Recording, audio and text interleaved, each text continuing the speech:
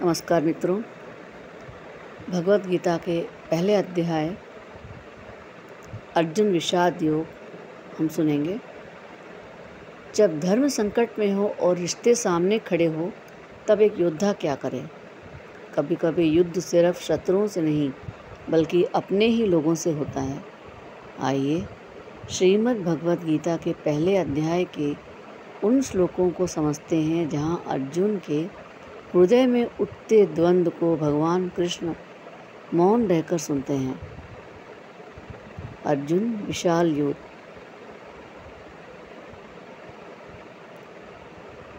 तत्र पश्य स्थितान् पार्थान् पितॄन् पितामहान् आचार्यान् मातुलान् भ्रातॄन् पुत्रान् पौत्रान् सखे स्थितान्।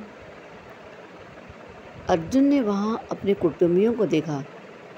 अपने पिता जैसे बड़े बुजुर्ग, दादा, गुरुजन, चाचा, भाई, पुत्र, पोते और मित्र, इन सभी को उन्होंने देखा।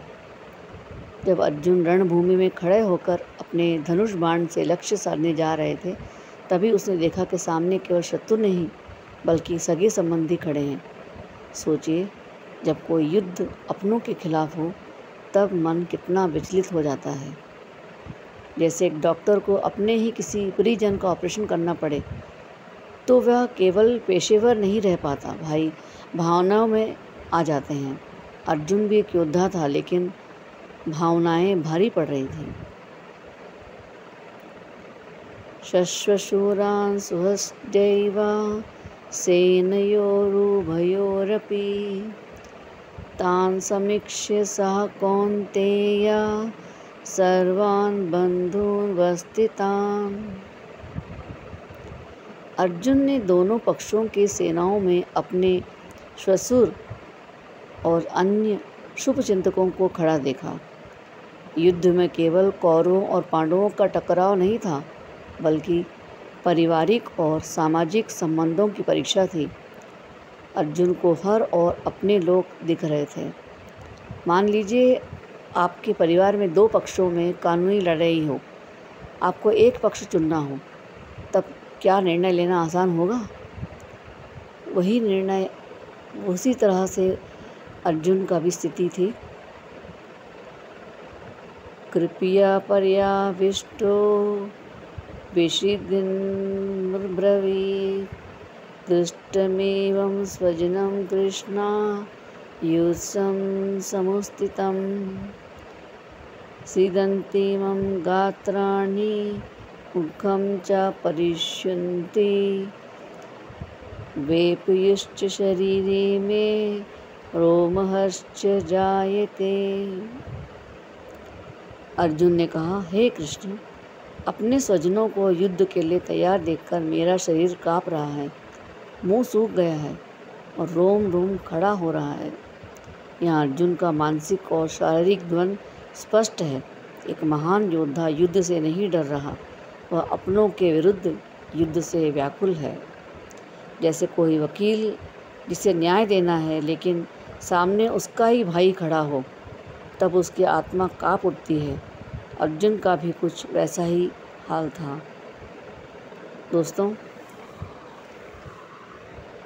इसमें हम देखते हैं कि हमारे खुद पर बीतती है और हमारे ही ये सब जो घटनाएं हम पर बहुत बार बीतती है और हमको इसको कैसे सुलझाना है, हमें ये सब यहाँ जानने को मिलता है।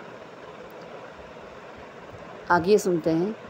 गांडीवं संस्कृते हस्तात् वक्त्रैव परिदहाते नाचाश्वनो व्यवस्थातुं भ्रमति विचामे मना निमित्तानि च पश्यामि विपरीतानि केशवा न चाश्रयो अनुपश्यामि हत्वा स्वजनमाहवे।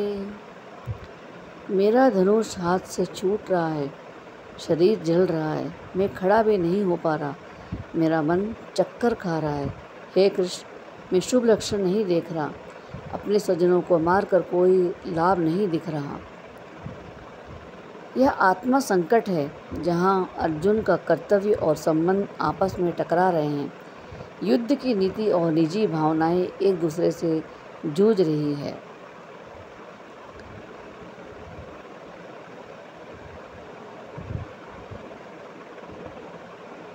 नाकाक्षे विजयं कृष्णा ना च राज्यं सुखानि च किं नो राज्येन गोविन्दं किं भोगे जीवितरेण वा येषामर्थे कारीक्षितं नो राज्यं भोगसुखानि च तैमेव स्थितां युद्धे प्राणास्तत्यवाहनानि च आचार्याः पितरः पुत्रस्थैव च पितामहा मातुला श्वशुरा पौत्रा श्याला सम्बन्धस्थिताः एतान् हन्तुमिच्छामि हन्तोऽपि मधुसूदन अपि त्रैलोक्यराज्यस्य हेतु किं न मही कृते।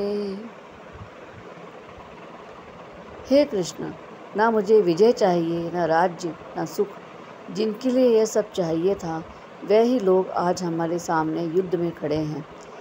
ये मेरे गुरु, पिता, पुत्र, दादा, ससुर, भाई, रिश्तेदार, इन्हें मारकर मैं स्वर्ग भी नहीं जाता। फिर पृथ्वी के राज्य की तो बात ही क्या है। अर्जुन यहाँ निष्काम भाव से बोल रहा है।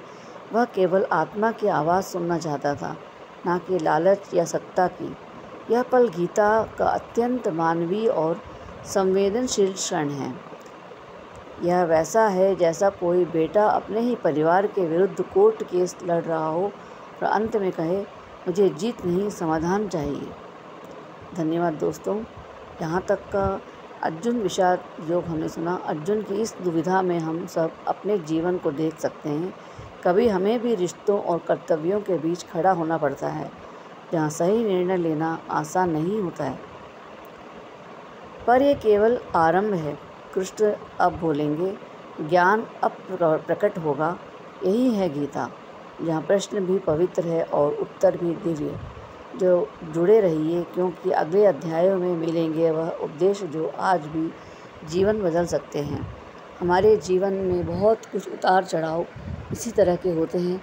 हमारे समाधान, जीवन के प्रश्नों का समाधान हमारे इस भगवत गीता के आपको प्रश्नों में मिल जाएगा।